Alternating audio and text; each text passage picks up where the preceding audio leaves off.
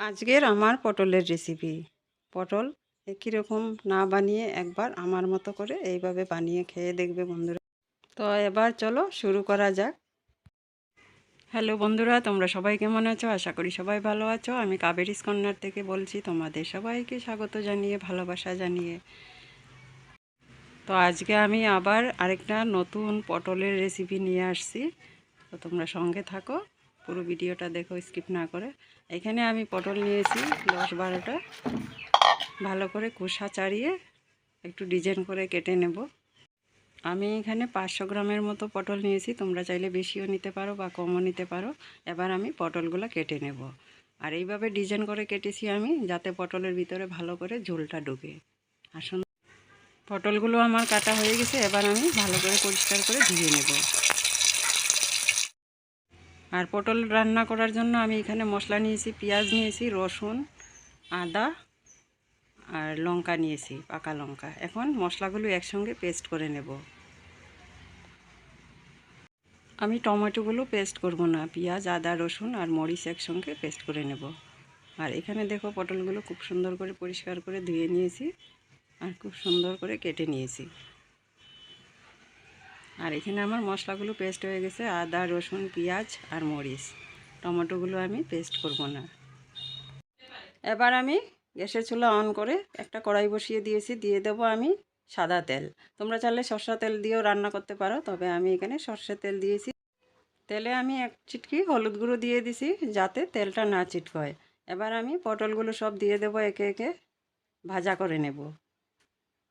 দিয়ে দেবো সামান্য একটু লবণ, যাতে পটলগুলো তাড়াতাড়ি মজে যাবে আর ভাজাও হবে সুন্দর করে। পটলগুলো এভাবেই আমি নাড়াচাড়া দিয়ে ভাজা করব, ঢাকা দেব না। আর এই পটলের রেসিপিটা তোমরা একবার রান্না করে খেয়ে দেখবে, অসাধারণ। অনেক রকম করে পটল রান্না করে খাওয়া যায়, তবে এই রেসিপিটা তোমরা একবার হলেও বাড়িতে রান্না করে খেয়ে দেখবে। পটলগুলি এইভাবেই আমি ভালো করে ভাজা করে নেব, যাতে ভিতর থেকেও সেদ্ধ হয় আর ভাজাও হয়ে যায়।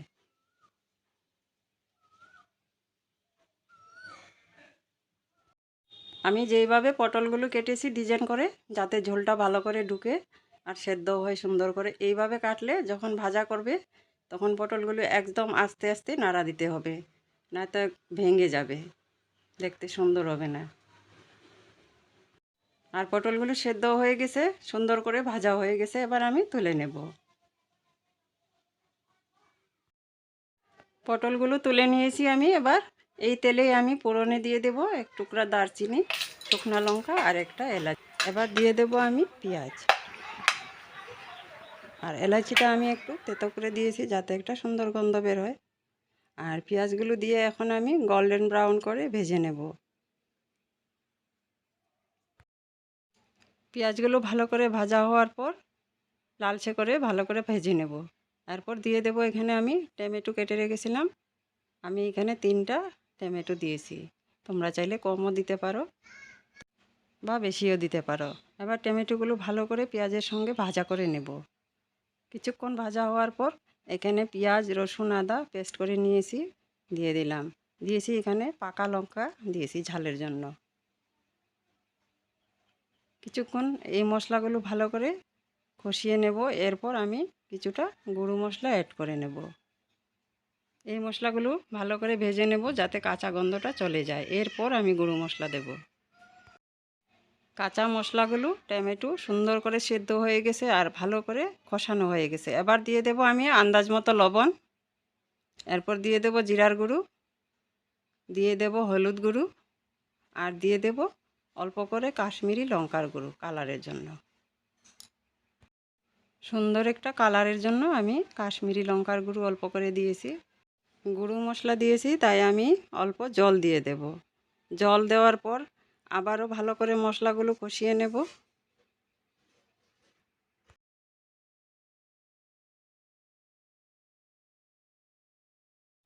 কিছুক্ষণ টাইম লাগিয়ে মশলাগুলো আমি এইভাবে ভেজে নেব, যাতে মশলাগুলো ভালো করে টমেটোগুলো সেদ্ধ হয় আর মশলার থেকে কাঁচা গন্ধ চলে যায়।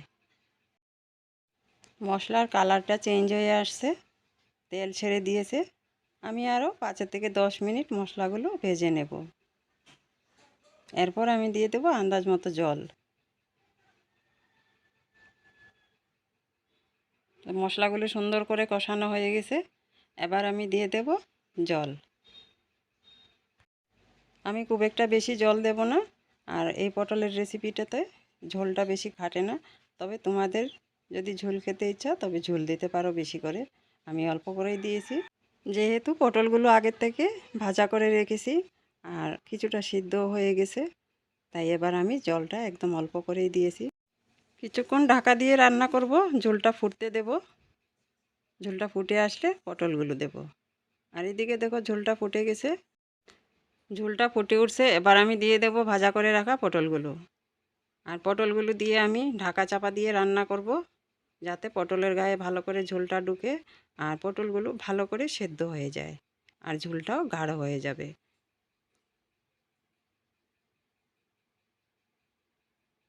খেতেও সুন্দর হবে। এবার আমি ঢাকা দিয়ে রান্না করব।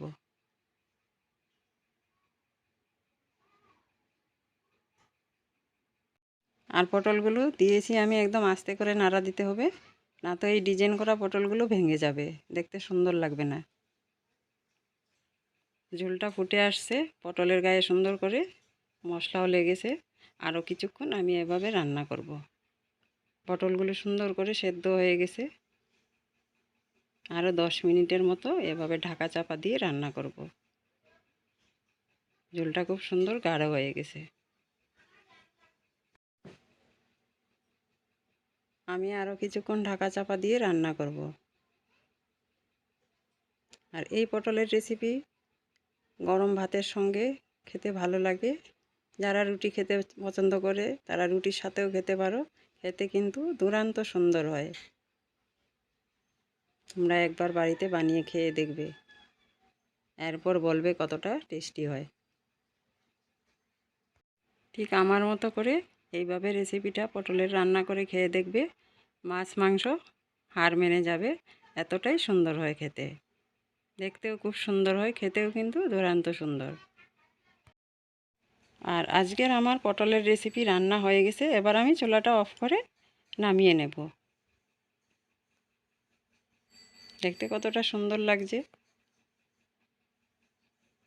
আর খুব সুন্দর সেদ্ধ হয়ে সফট হয়ে গেছে। যারা নিরামিষ খায় তাদের জন্য এখানে পেঁয়াজ রসুনটা স্কিপ করে বাকি সব মশলা দিয়ে ঠিক একইভাবে নিরামিষ রান্না করেও খেতে খুবই সুন্দর হবে, ভালো হবে। আর আজকের আমার পটলের রান্নাটা হয়ে গেছে, এবার আমি নামিয়ে নেব। আর একদম সুন্দর করে ঝোলটা গাঢ় হয়ে আর এইভাবে পটলের রেসিপি রান্না করলে গরম ভাতের সঙ্গেও খেতে ভালো হয়। আর যারা ভাত খায় ভাতের সঙ্গেও খেতে পারো, তবে আমরা রুটির সাথেই খেয়েছি, খেতে কিন্তু অসাধারণ সুন্দর হয়েছিল। নাম না জানা পটলের রেসিপি, তবে পটলের তেল ঝালও বলতে পারো বা পটলের কারি। এবার আমি গরম গরম রুটির সঙ্গে সার্ভ করব। তো আজকের আমার পটলের রেসিপি কেমন হয়েছে বন্ধুরা, তোমরা সবাই কমেন্ট করে বলবে। আর যারা যারা এখনও এইভাবে রান্না করে পটল খাওনি, বাড়িতে রান্না করে খেয়ে দেখবে, খেতে খুব সুন্দর হয় রুটি ভাতের সঙ্গে। একঘেয়েমি একইভাবে রান্না করে পটল খেতে ভালো লাগে না। আর এইভাবে রান্না করে যারা পটল খেতে চায় না, পছন্দ করে না, তারাও বারবার চেয়ে খাবে। একবার রান্না করে খেয়ে দেখবে।